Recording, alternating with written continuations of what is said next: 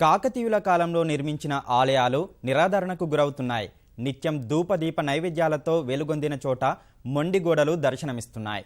చరిత్రకు నిదర్శనంగా ఉన్న 500 స్తంభాల త్రికూటాలయం పూర్తిగా శిథిలావస్థకు చేరడం వల్ల అద్భుతమైన కళా సంపద కనుమరుగవుతోంది.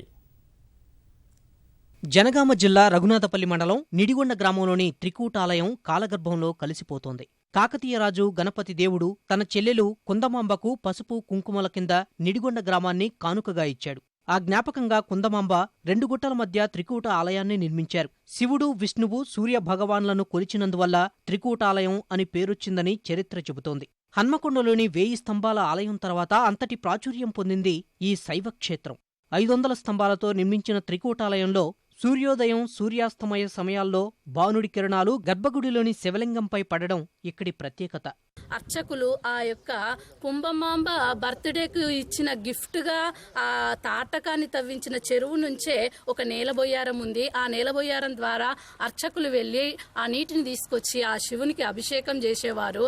ఇప్పుడు ఏది చూసామన్నా, ఏది చేద్దామన్నా అక్కడ ఏమి మనకు కనుమరుగైపోయాయి.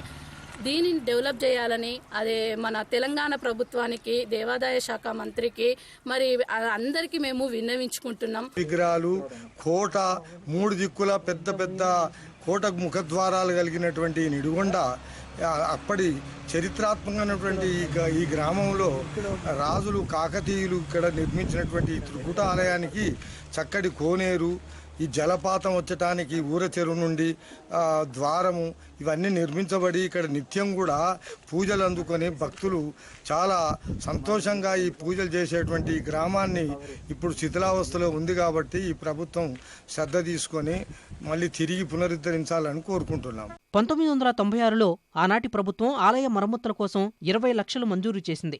ఆ నిధులతో గుత్తేదారులు అరకొర పనులతో సరిపుచ్చారు. కాలక్రమంలో ఆలయంలోని విగ్రహాలు, అద్భుత కళా సంపదంతా మట్టిలో కలిసిపోయాయి. కాపలాదారులు లేక అరుదైన శిల్పాలు దొంగల పాలయ్యాయి. కుమ్మరికుంట, కుమ్మరిగుడి అని పిలుస్తారు. ఇక్కడ 1000 స్తంభాల గుడి హన్మకొండకి ఎంత ప్రాముఖ్యతో అంతటి ప్రాముఖ్యతను కలిగి ఉన్నటువంటి నిడిగొండ త్రికూటాలయాన్ని కూడా అభివృద్ధి చెందే దిశగా ప్రయత్నాలు చేయాల్సిన అవసరం ఉంది. అయితే మనకెప్పటికీ పర్యాటక శాఖ కానీ, పురావస్తు శాఖ కానీ ఎప్పటికీ పర్యాటక రంగం అంటే గుర్తుకొచ్చేది వరంగల్లే.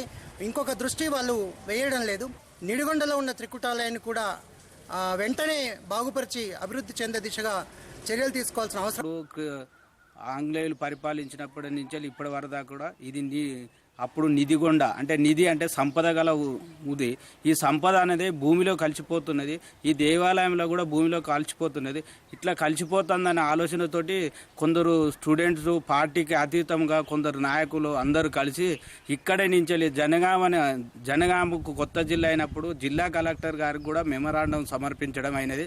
త్రికూట ఆలయాన్ని పునరుద్ధరించి పర్యాటక కేంద్రంగా అభివృద్ధి చేస్తే స్థానికంగా ఉపాధి అవకాశాలు లభిస్తాయని నిడిగొండ గ్రామస్తులు ప్రభుత్వానికి విజ్ఞప్తి చేస్తున్నారు.